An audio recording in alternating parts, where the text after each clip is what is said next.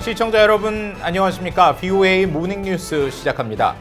북한 김정은 위원장의 동생인 김여정 노동당 중앙위원회 제1부부장이 담화를 통해 이 한국 내 탈북민들의 대북전단 살포를 비난하면서 남북 군사합의 파기 가능성을 거론했습니다.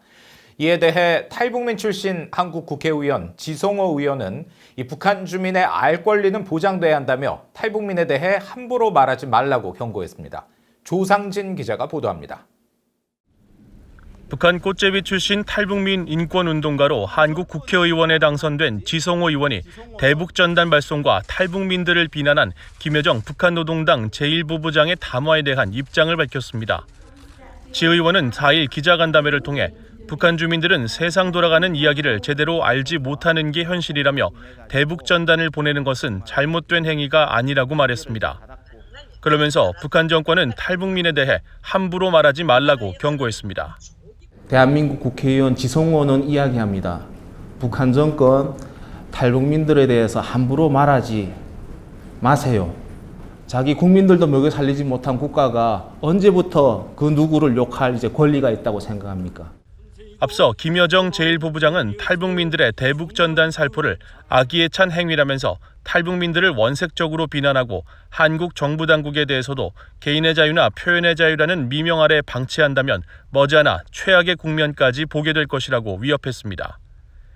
이어 한국 정부가 대북전단에 대한 조치를 취하지 않는다면 개성공단 완전 철거와 남북 공동연락사무소 폐쇄, 남북 군사합의까지 파기할 수 있다고 압박했습니다. 이 같은 남북 군사합의 파기 가능성 발언에 대해 지성호 의원은 수시로 단거리 탄도미사일을 발사하고 핵 야욕을 꺾지 않고 있는 북한이 과연 남북 군사합의를 제대로 이행했는지 묻고 싶다며 일축했습니다. 이어 북한 사회의 변화와 인권을 위해서는 외부 정보 유입이 무엇보다 중요하다면서 한국통일부의 대북전단 살포 중단 강제 법률 검토는 현실 고려 없이 북한의 요구에만 맞추려는 태도라고 비판했습니다.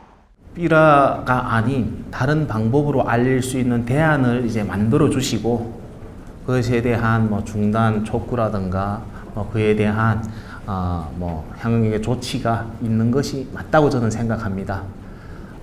북한에만 초점을 맞춘 대북 정책에는 희망이 없습니다. 한국통일부는 북한 김여정 부부장의 대북전단 비난 담화 이후 예정이 없던 긴급 회견을 통해 접경 지역에서의 대북전단 살포 행위는 긴장 조성 행위라면서 근본적인 해소 개선 방안을 검토하고 있다고 밝혔습니다. 또 한국 청와대 핵심 관계자도 대북전단에 대해 백해무익한 행동이라며 안보에 위해를 가져오는 행위에는 정부가 단호히 대응할 것이라고 밝혔습니다. 대북전단에 대한 김여정 부부장의 비난 담화에 이은 한국 정부의 이 같은 입장들은 표현의 자유 위축 등 위헌 논란이 불거질 가능성이 크다는 지적이 제기되고 있다고 한국 언론들은 전했습니다. VOA 뉴스 조상진입니다.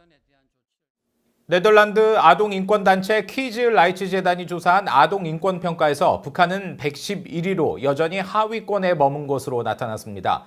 키즈 라이츠 재단은 4일 공개한 연례 보고서를 통해 182개국 어린이들의 상황을 생존권과 건강권, 교육받을 권리, 보호받을 권리, 또 인권 환경 등 5개 기준으로 평가했으며 북한은 아동 생존권 104위, 건강권 99위, 교육권 141위, 또 보호받을 권리 36위, 인권 환경 143에서 151위 등으로 낮은 점수를 받았다고 밝혔습니다.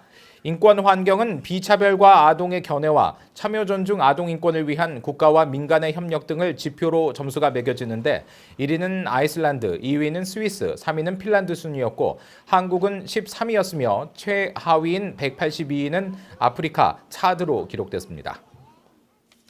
6.25 한국전쟁에 참전했던 미군 참전용사가 이 당시에 참혹했던 전쟁의 기억과 이 참전의 의미를 후대에 전하는 시간을 가졌습니다. 해병대 출신으로 한국전 당시 치열하게 전투를 벌였던 살 스칼라토 씨는 미국인들에게 잊혀진 전쟁이자 잊혀진 승리인 한국전쟁을 알리기 위해 많은 노력을 기울였다고 말했습니다.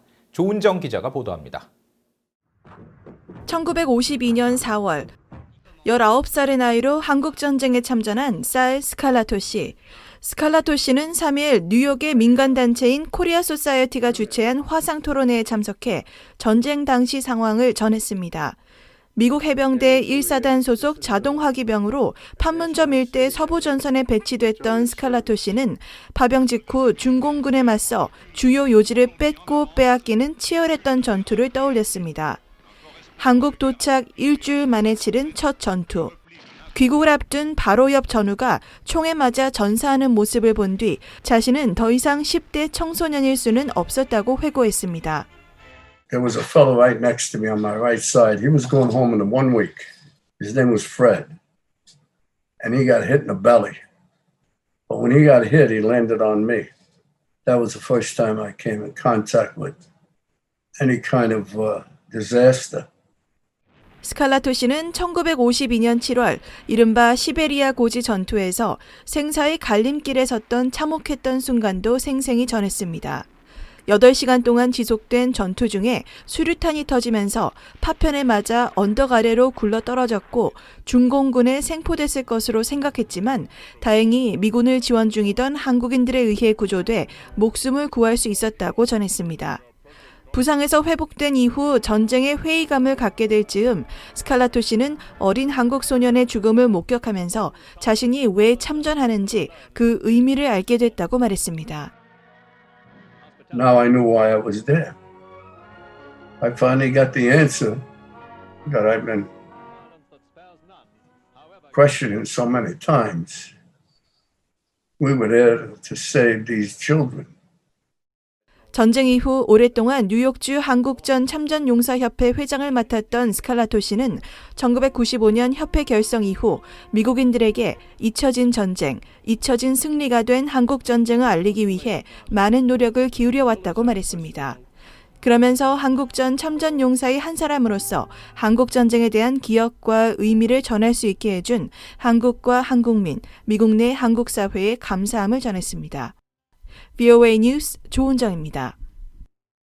북한과 이란의 미사일 기술 협력이 지속되고 있으며 최근 더욱 강화되는 추세라고 미국의 전직 고위정보관리가 지적했습니다.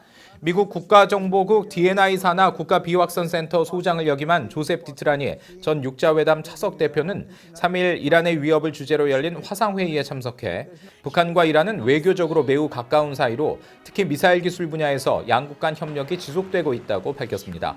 디트라니 전 소장은 또 이란의 미사일 샤하브 356형이 모두 북한이 제공한 미사일 기술로 제작됐다면서 앞으로 이란은 북한에서 이전한 새 미사일 기술로 개량된 미사일을 제작할 것으로 전망했습니다. 이어 북한이 신형 미사일 개발을 지속하면서 기술적 진전을 이뤘고 이를 토대로 이란에 더 정교한 미사일 기술 협력을 제공해 양국 간 협력이 더 강화되고 있다고 지적했습니다. 북한의 해킹 조직이 한국의 전시 납북자와 관련된 미국 중앙정보국 CIA 문서를 이용해 해킹을 시도한 정황이 포착됐다고 한국의 민간 보안업체가 밝혔습니다.